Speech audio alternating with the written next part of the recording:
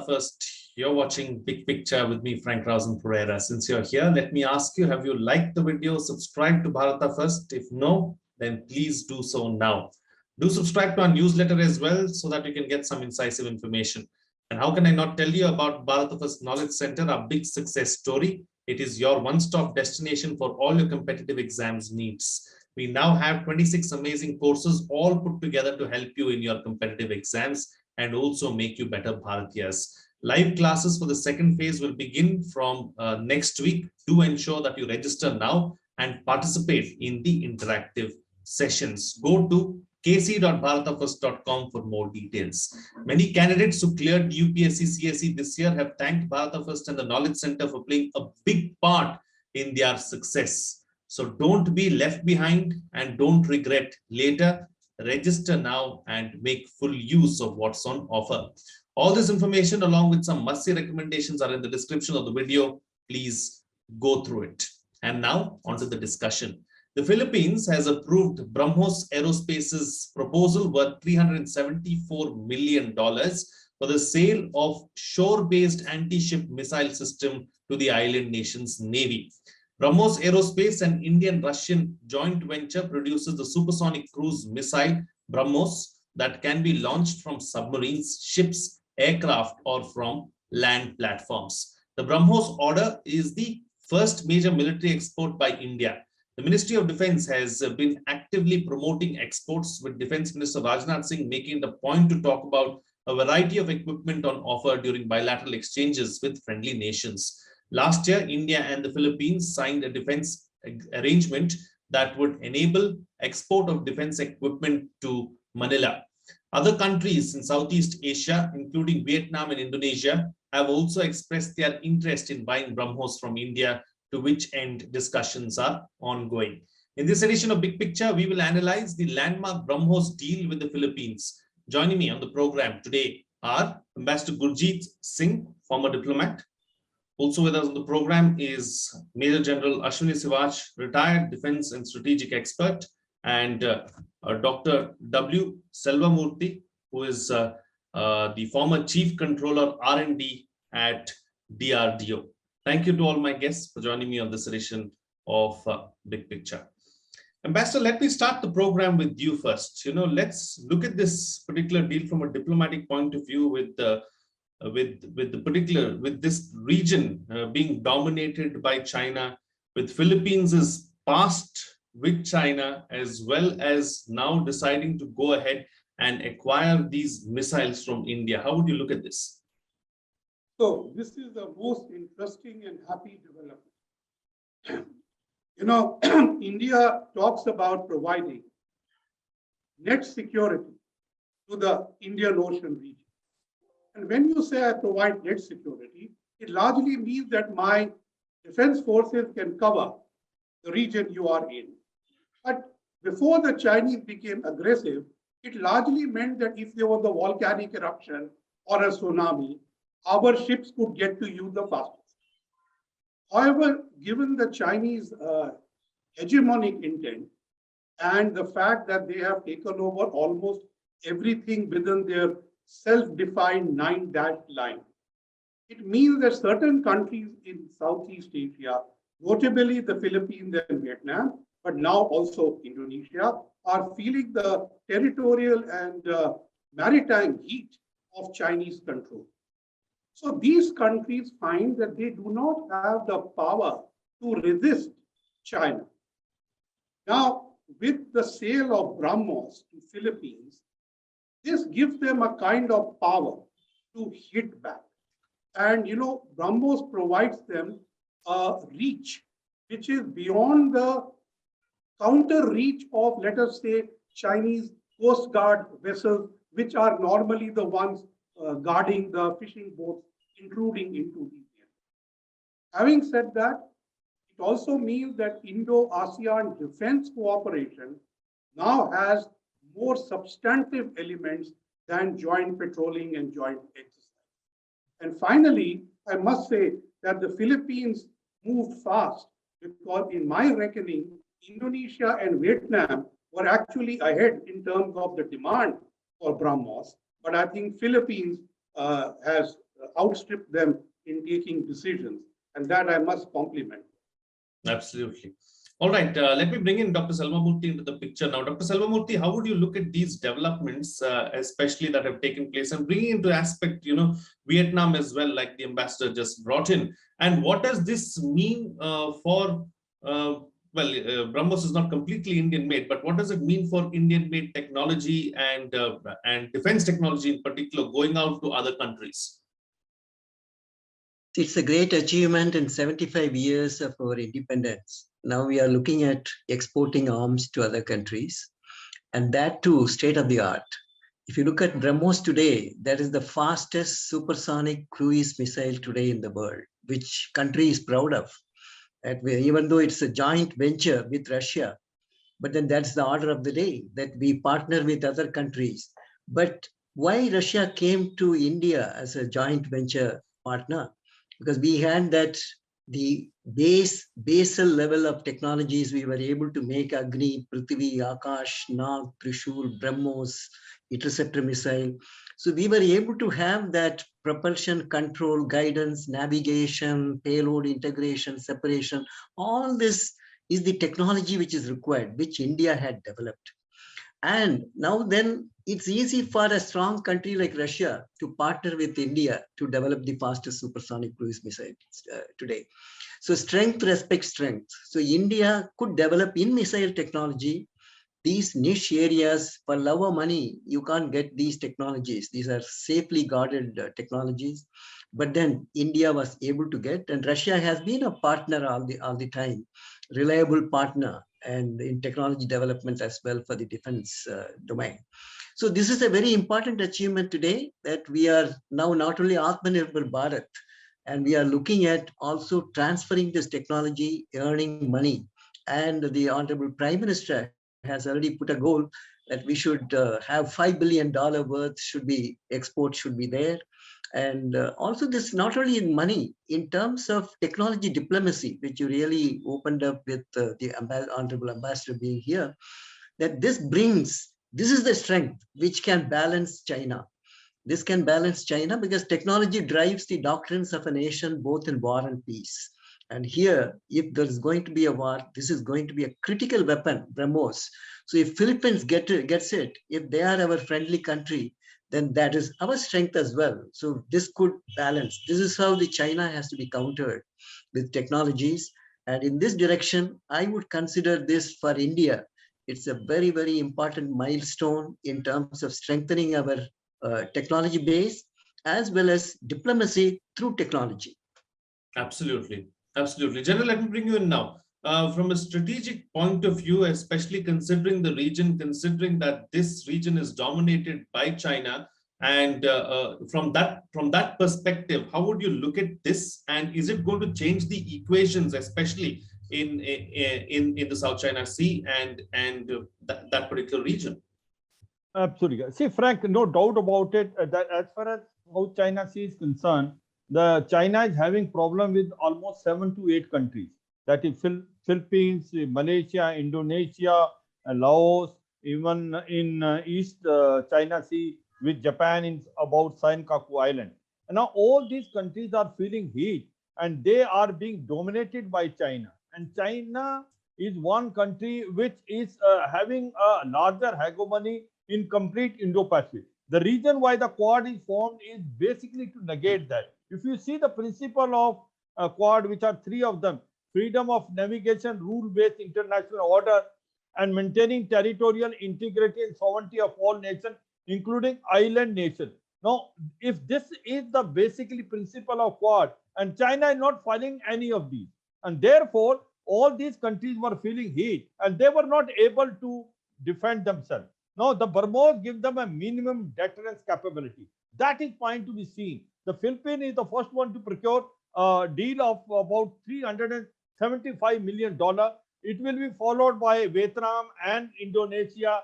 Other countries are also in line. May not be South East Asia, but the other countries are like South Africa is there. It is Brazil is there. It is also the Saudi Arabia and UAE. But if we focus on Indo-Pacific, in where the ASEAN countries are mainly there, you find that they are now coming up and they want to challenge this hegemony of China by having this minimum deterrence. Now, remember the capability and quality of this BrahMos is a point to ponder. It is the best supersonic cruise missile which is available in the world. It has a range of approximately 300 kilometers. Second thing is it has got a speed of 3 Mach. And the third point is that it has a stealth technology that is very difficult to detect. It goes at the treetop and the hit capability is 95%. So therefore, it is a very lethal weapon. And if this is procured by this country, it will give them a minimum deterrence. It is just a beginning. Now remember that we are also going for BrahMos 2, which will have a range of 1,100 kilometers and will be hypersonic with a speed of 5 Mach. So therefore, we are taking from baby step, will be taking a bigger step. Now, very correctly brought out, as on 2021, our foreign export was about $1.2 billion. We intend to make it $5 billion by 2025. And Atmanirbhar and Make in India is the key word which we are talking about. Now, my point is that as far as India is concerned, India is not only become a hub center of producing the military hardware and not only for their own consumption, will able to export. That is what it is. The cutting edge is that the 2 defense corridors which we have made, one in south and one is in the northern part of the country. That is what we are trying to now hit. So another very important thing which is coming in India as such is the transfer of technology. No one was ready to give the technology to India. But after what they have seen our capability, especially in BrahMos and other weapon systems, now we have got M777 ultralight howitzer from US, which is a state-of-art weapon system deployed now in Ladakh. This has been a transfer of technology manufactured by Mahindra Defense in India. Same way the Ka-9 Vajra, the self-propelled gun, which is again transfer of technology manufactured by L&T in India. Now, they will not only see India consumption, will able to export also outside. So therefore, the point today is that this BrahMos is a game changer, and it is a weapon which, a missile which can have a nuclear weapon. It can be fired from submarine, from the ship, from the aircraft, and also from a land platform. Now, what today Philippines is taking is basically a land-based against the ship. But certainly and surely, the market is open now.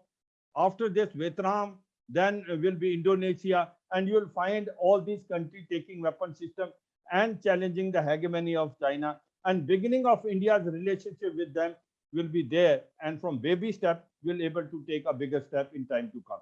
Frank. Right. Points taken, General. Ambassador, coming back to you now, it's not just the BrahMos missiles. Philippines is also likely to take another 32 helicopters from Black Hawk helicopters from the United States. So that is also in the pipeline. So what's happening really is something churning, is something changing. Where do you see this going? And is this the beginning of smaller nations, especially in the ASEAN, trying to take on China at some level?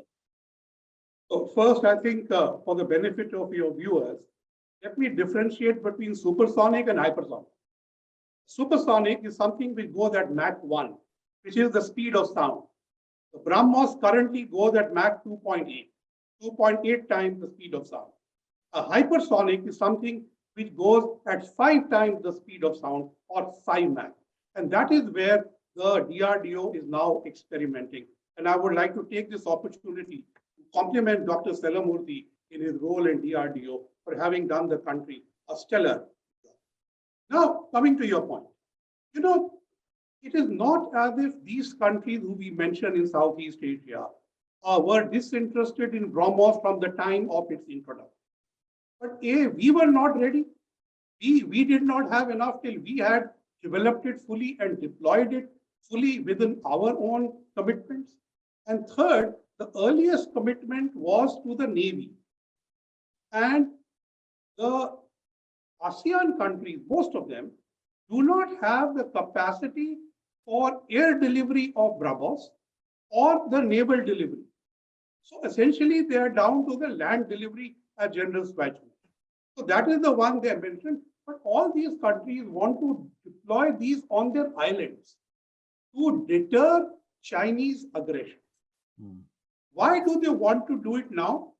Is because over the last decade, Chinese have consolidated, they have built artificial islands, they have sent fishing fleets by the hundreds guarded by Coast Guard ships who are now empowered under a new Chinese Coast Guard law, which allows them to fire even on other countries' ships. So the situation has become bad.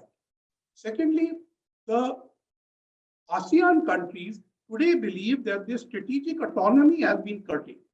So while they are dependent on China for economic largesse, for pandemic fight largesse, they believe that they need to balance out their strategy. So they are looking at other partners, notably the US, to supply weaponry. But US is not going to supply them with missiles. It is only India which has been ready to supply them with these medium-range cruise missiles, which, as I said, the critical factor is that they go at a speed and stealth, which makes their detection difficult. So the counter-strike cannot be easy by the time they knock you. That is the main current advantage of a BrahMos. So there is a sense among many ASEAN countries, essentially Vietnam, Philippines, and Indonesia, to develop this strategic autonomy, which means acquire defense weaponry from non-Chinese sources. For the record, very few of the original ASEAN members have Chinese weaponry. It's only Laos, Cambodia, Myanmar, which actually have it. Others don't. And they are making sure that their defense doesn't become integrated with China. Now, where India is concerned, our defense exports to this region essentially consisted of fast attack patrol craft, which were both mentioned by the made by our shipyards and now the private. And now, rightly, you mentioned helicopters. But I think to that we've added teeth, which is the BrahMos. Now, with these three, and considering that all these countries are island territories, these are ideal requirements: helicopters, patrol boats, and BrahMos land-based missiles on the distant island, which can lead to a good mix of, as I said, providing net security. But we need to be careful. One, the price. Price is still considered high.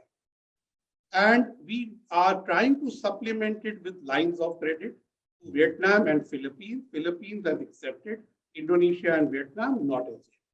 Second aspect is, as I think Dr. Selvamurthy mentioned, that this is a joint production.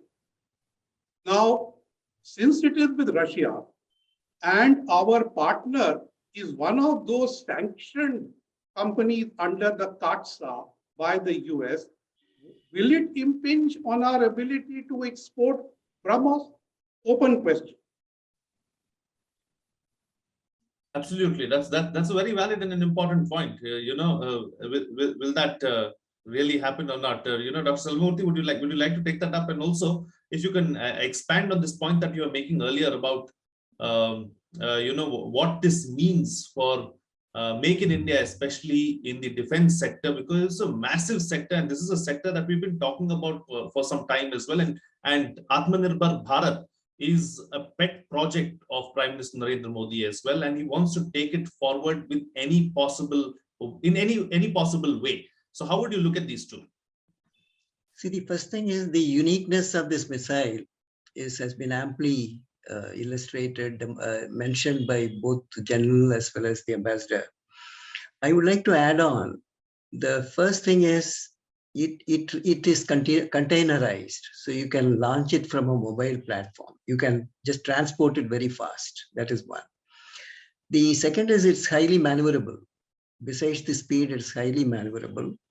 Third is it can be launched from land, air, water, underwater. So this is the capability, and it can carry conventional payload as well as the strategic payload, which is a nuclear payload. So this is the uniqueness besides the speed, which you are talking about, both supersonic and then it's going to be hypersonic. So it has all this capability, which is the strength of BrahMos missile. The next thing is we have been able to involve a large number of private sector industries. This is another unique thing because they're developing this missile, exporting it, the volume, the volume will increase, the numbers will have to be produced.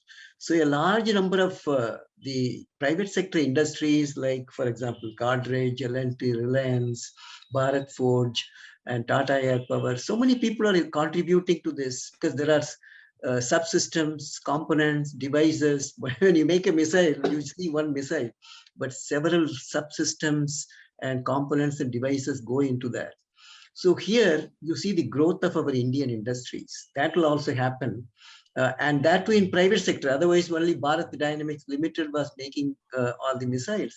But today, they don't have the capacity. Like Akash missile itself is 40,000 crores. Order has been placed by Army, Navy, Air Force. So you need the capacity. So I'm so happy that this government under the Prime Minister Modi ji has been able to bring in private sector in a big way. And in this BrahMos missile, a lot of private players are there. So it is BrahMos has got the major share is with India. So if you say that it's almost 51% is from India, 49% from Russia. So here, even the money sharing and the workload sharing is the technology sharing is both equally from both the countries. So we know the definition of how much comes from which part of the components, devices, subsystems come from there and from here. But then it's manufactured here now. And now there are many stations which are going to be established for manufacturing BrahMos missile.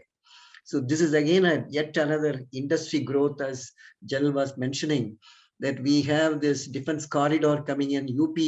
So BrahMos has established a station there. Nagpur, we have established a BrahMos Aerospace. So there are a number of places because you need the capacity. Once so many orders come, you have to deliver it within the period of time.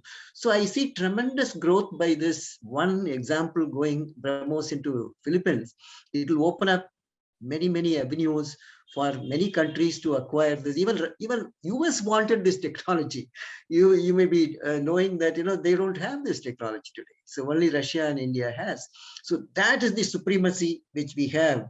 So certainly this will give a cutting edge to our country, and we will do many things. DRDO is slated for achieving many major accomplishments, not only in the missile technology, but many other domains. We will have exponential growth because we have built the tacit knowledge now in many fields, be it aerospace, or it's in missiles, or radars, electronic warfare, the main battle tank. So the numerous capability for the country has been prepared in the 75 years. And particularly this government has given a new impetus, Philip, for the defense technology, self-reliance, and Atmanirbhar Bharat. And I'm sure that we will have many success stories like this coming in the years to come. So wonderful to hear that, and I hope that it happens sooner rather than later. And I must take this opportunity, like the ambassador just did, to thank you for your service to the nation and everything that you've done really as far as this particular sector is concerned. Thank you, Dr. Selvamurthy. We should remember two people at this when you are talking missiles. One is Dr. APJ Abdul Kalam, of course, the father of missile technology for the country. And also the other one is in this BrahMos, it is Dr. Siwach. So these two are the people. During Dr. Kalam's time, this agreement was signed. BrahMos Aerospace was established at his tenure when he was scientific advisor. Then that time, Dr. Siwach was appointed as the first CEO and MD. So these are the two important people we should remember. And also the other missile technologists, scientists who were involved in DRDO, ASL, and also RCI, they contributed phenomenally in DRDO to develop this BrahMos technology. Absolutely. And thank you for mentioning that as well. And thank you for your service too. And that should not, because you're right in front of us, we must take this opportunity to thank you. Thank you. General, coming back to you now, so what does this mean really as far as our defense forces are concerned and research on the whole? Because this is a big achievement, like Dr. Selvamurthy has just mentioned, and there is much more to come. Absolutely. Frank, first of all, let us see what is the defensive capability of this BrahMos and how it fits into the defense forces. First, about the Indian Army, you find that BrahMos missile, they are deployed on line of control as well as line of actual control against China. Now, they are also deployed on a land base the 2-3 capability and quality which has been mentioned by other panelists also. One is that it is a container. It can move from one place to another place very fast. Within 2-3 hours, it can move there and it can be deployed and can be fired.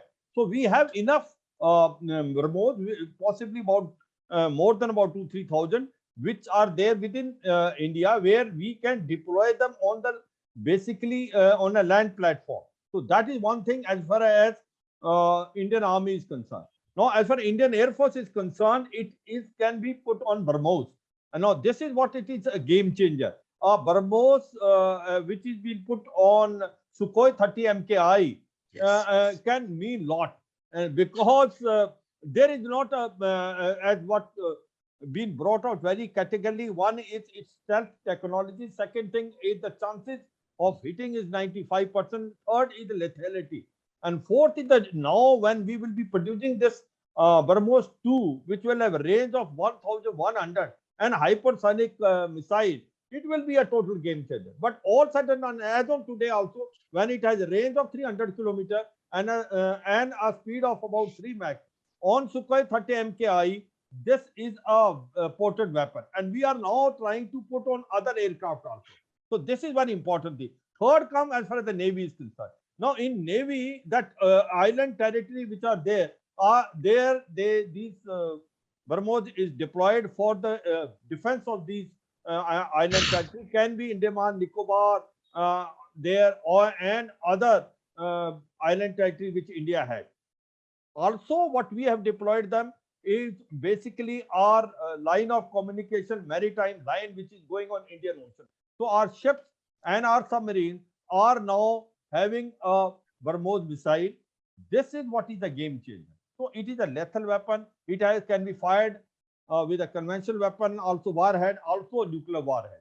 So it has changed the complete game plan and mindset of Indians also there, and also the world across. You know, we were not taken very seriously when it comes to exporting of weapons are concerned, because we were not able to produce a world-class technology. No doubt about missile we have able to produce. But once we have produced BrahMos and we have displayed its capability in capacity, now we are a serious contender for export. And it is not only BrahMos. Now imagine Akash, basically surface to air missile which is there, which again been asked by certain countries. Then your Nag missile, which is anti-tank missile. You Tejas Mark II is being asked by the Saudi Arabia. So you find weapon after weapon is being manufactured by India, and we will able to export. And so is Dhanush. Remember, Dhanush is a RT gun, which is a better version of BrahMos that has been indigenously made. So therefore, I suppose Make in India, Atmanirbhar Bharat has come in a big way. See, India is a country which now have produced its own aircraft carrier. INS Vikrant is on a sea trial. It will be commissioned on 15th August 2022 this year. So my point is, now the complete mindset has changed, and the defense forces is now aim is, earlier we used to think that whatever best weapon is available in the world, let us import it. Now the psyche has changed, that let us produce within our country, and we will able to have this technology. And hats off to our scientists and the DRDO. In slowly and steadily they have proved it. And now we are saying that why are we purchasing from outside? India has the capability and capacity to produce, not only for a domestic consumption, we will able to export. And that is the mindset. Now, as far as this BrahMos is concerned, there is a plant in Hyderabad. There is another plant which is coming in Lucknow. This the BrahMos 2 will be taken care of that, and it will able to produce 40 to 50 BrahMos annually. So therefore, in case we get a contract from other countries, also from Vietnam, Indonesia, we will able to meet the requirement, and also from other countries. So my point is, Frank, that the success story is that we will keep on working hard on that, and even for exporting, we should able to export, because we have a state-of-art technology, and this will take care that we are, foreign reserve, which was getting vested for sort of buying these weapons. Rather than that, we will able to earn from other country by selling these weapons. Absolutely, absolutely. Seems like winds are changing, and we're going to see a big change as far as defense sector is concerned. We were a mass importer. We can now become a mass exporter as well, because we are investing in the right areas, developing the right kind of technology that the world may be interested in. All right, time to get quick closing comments now from all my panelists for the best way forward, starting first with you, Ambassador. Thank you. Dr. Kalam, when I used to have the honor to meet him when I was implementing the Pan-African E-Network project, told me that besides the Pan-African E-Network project, the BrahMos were the two examples where technology and diplomacy came together. Another area where diplomacy contributed to the success of BrahMos was by getting India into the Missile Technology Control Regime, MTCR. And finally, I think it is going to be diplomatic success if our embassies and defense advisors in these target countries manage to persuade these countries to buy Indian-made BrahMos, overcoming difficulties and telling them this is the best thing for your defense.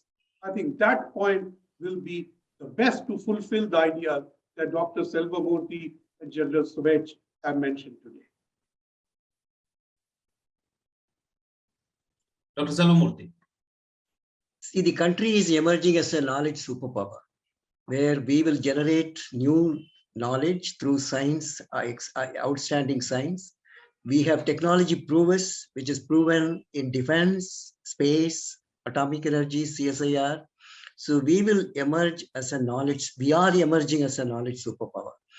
And DRDO technologies which have been commercialized, which is manufactured, inducted, is almost 3 lakh crores. The value of this is 3 lakh crores.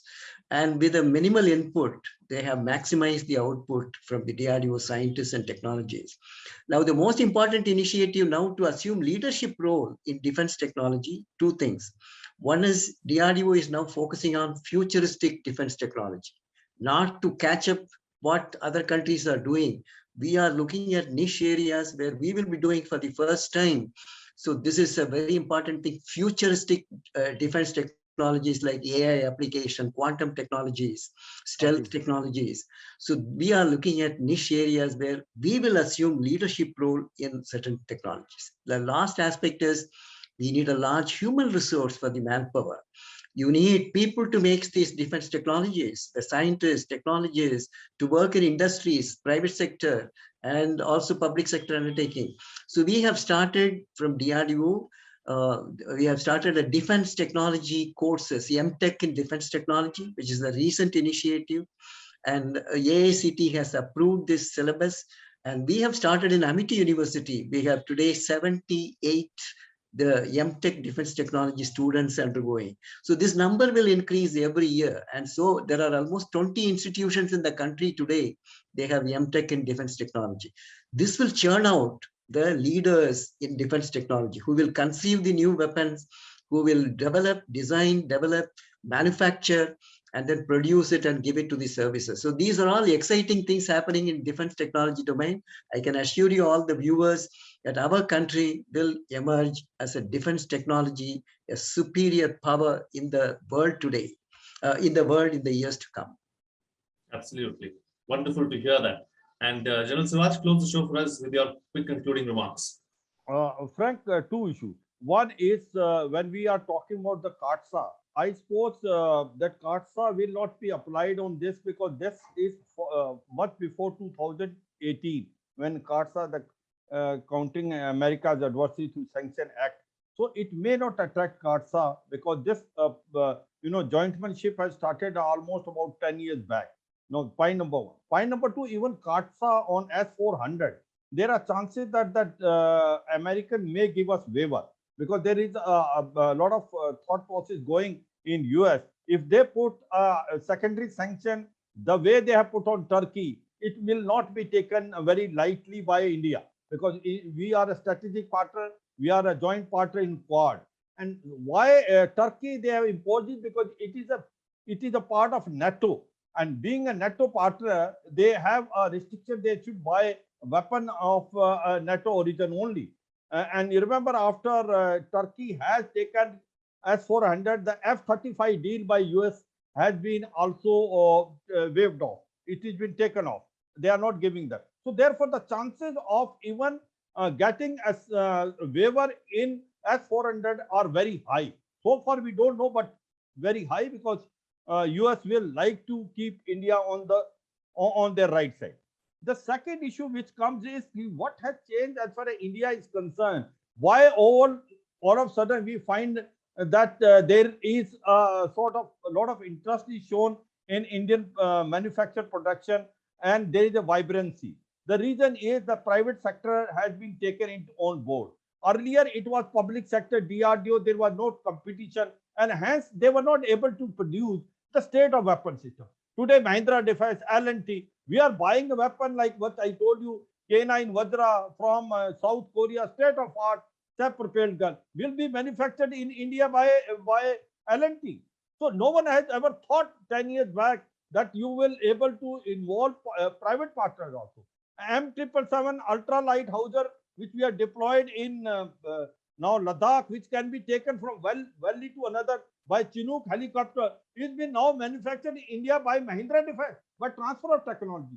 So this combination of public and private sector and competition among them, and the efficiency has increased, and that is why you find the quality of the weapon system has improved tremendously, and that's why they have now become a competitive, and they have become world class, and this is a very good beginning, and we feel proud of it. And I'm sure in time to come you will find India one of the major exporter of the weapon, rather than being a major importer of the weapons.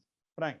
Absolutely. All right, gentlemen, we'll have to leave it at that. Thank you so much for joining me on the program and putting things into perspective for us. Well, what's coming out of this discussion is that the BrahMos deal with the Philippines is a big boost for defense manufacturing in India. Many ASEAN countries have wanted this technology, but we were not ready in the past to give it to them. With the issues that most of them have with China, they were always looking for alternate partners, but no one was forthcoming to give them the right kind of technology. Many nations in Southeast Asia want to develop strategic autonomy and want to ensure that their defense doesn't become integrated with China. This is where India can come in and play a major role. So this is a big opportunity for India. The good thing is that our psyche and mindset has changed, which can ensure that we become not a serious importer of defense technology, which we always have been, but a real exporter. With the right approach, we can play a leadership role in defense technology, and we should make sure that we achieve it. Well, before I go, let me once again remind you to like the video, subscribe, and share the content as well, so that more people get to know about Bharata first. Do subscribe to our newsletter to get some incisive information as well.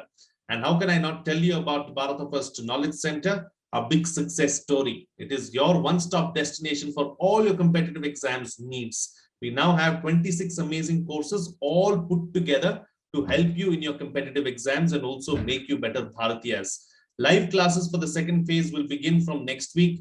Do ensure that you register now and participate in the interactive sessions. Go to kc.bharatafirst.com for more details. Hundreds are reaping the benefits of the Knowledge Center. Don't be left behind. Don't regret later. All this information along with some must-see recommendations are in the description of the video. Please go through it. That's it from me. See you again next time.